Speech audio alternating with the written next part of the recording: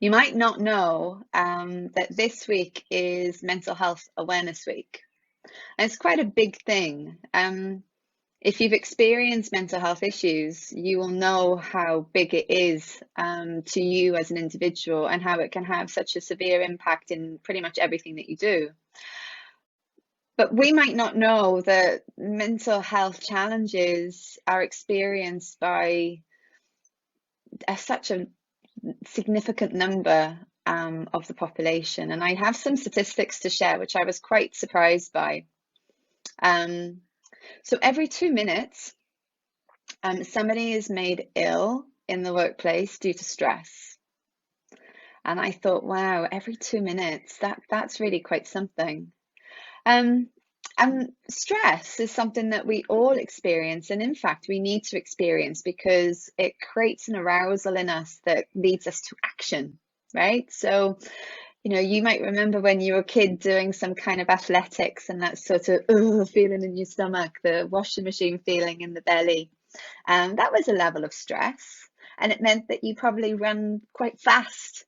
I certainly remember being second leg in the school relay, and that stressed feeling really got me into action and got me running as fast as I could. But actually, over the long term, if we're not able to categorize our stress, it leads to anxiety, it leads to burnout, it leads to irritability, it leads to lack of sleep. So it's such a big thing.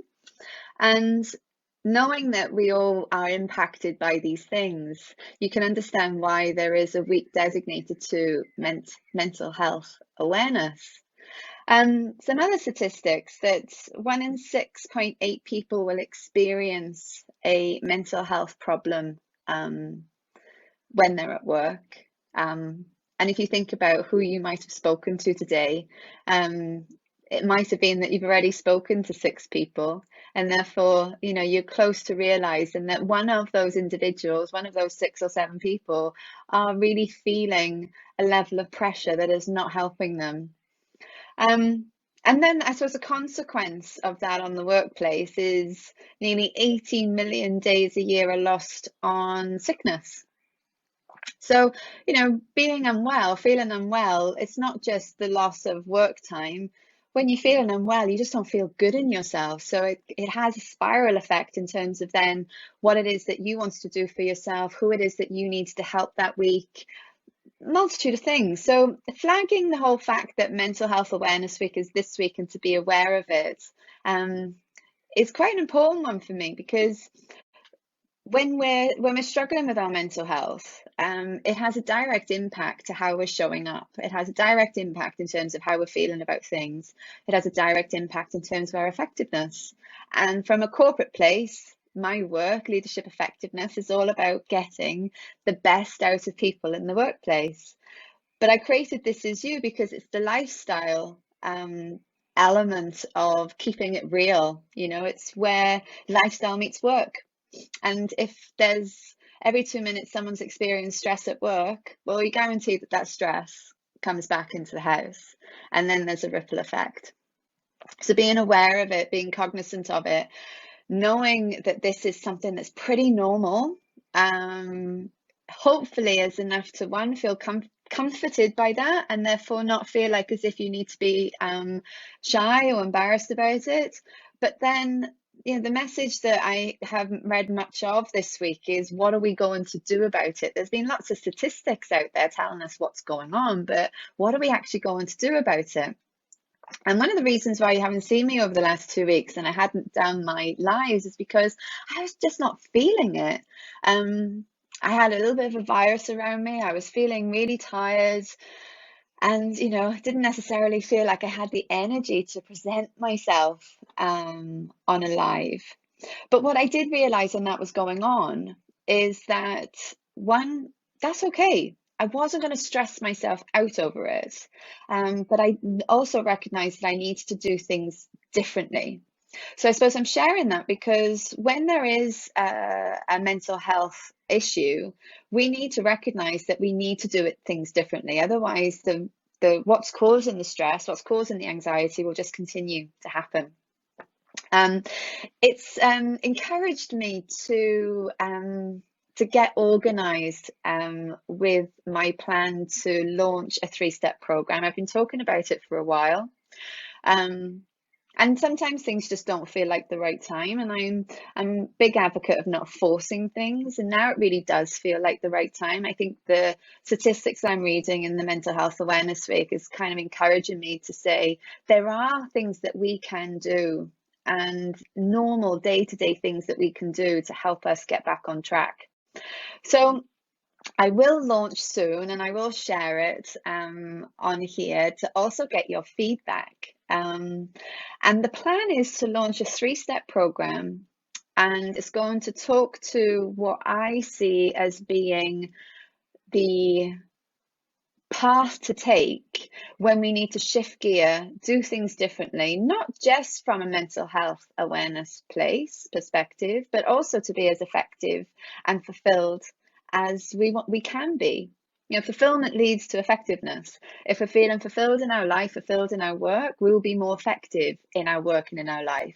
So this is about making sure that where we're at and what we're doing is talking to what's most important to us at the moment. And in order to do that, we need to address it in three ways. Well, I think we need to address it in three ways. And the first step is about exploring actually what is going on for you, right? Because that's going to change all the time, but it's most certainly changed through having such a significant event like a pandemic. And so reevaluating what's important and reevaluating what it is that you need so that you don't rush back to what it was that you used to do. It's quite interesting at the moment. So many of us have talked about, oh, I felt quite a sense of relief actually once I got used to how life was going to flow through a pandemic. But now we're coming out of the pandemic, there's quite a lot of us reverting or where we were expecting this just to show up as if nothing's happened. So let's reevaluate what is important. What is it that you need? What is it that you want? So we're going to explore that. Then we're going to move in a phase of expanding the mental fitness and the cognitive capability to be able to come out of negative thinking, what might be holding you back, what the internal chitter-chatter says when you're planning to do something and you start to think, oh, I don't think I'll be good enough for that, or I don't think that's me anymore. There's doubt, self-doubt. And by building mental fitness, we really are able to expand and explore such a wonderful territory of our brain. And it allows us to come out of stressful situations quickly, because that's the key. A sense of feeling irritated, a sense of anxiety, a sense of stress, they're all normal responses. We're not saying that they can't happen or they shouldn't happen, because there's nothing wrong with them. It's about the impact that they have and how long they stay with us. So we need to have that mental fitness to really be able to get ourselves out of it quickly. So that's the second part of the program. And then the third part of the program is going to be about energy and making sure that we're feeling energized in our body, because our body needs to also be able to play ball in all of this. We need to be realistic and think about what it is that we're doing with our body so that it can serve us. So we'll have a three-step program that will run over about 12 weeks. So Forever Fabulous Friday, my friends, think about what it is that you are doing to serve yourself. Think about those statistics and recognize that you may sit in there. You might sit in that camp. You might not right today, but the likelihood is that you have at some point. So think about how you can avoid that. What are the things that you can do what mechanisms, what boundaries can you put in place to protect yourself, especially as we're shifting gears through lockdown and pandemics lifting? And have fun. I saw a post earlier this morning. Someone had quoted and said, what would you say to your 20-year-old younger self? So that would be me at 23. What would I say to me then? Or was I 22? I can't remember if I'm 42 or 43. And I replied and I said, fun. That fun should be front and center at whatever age. And so have fun this weekend.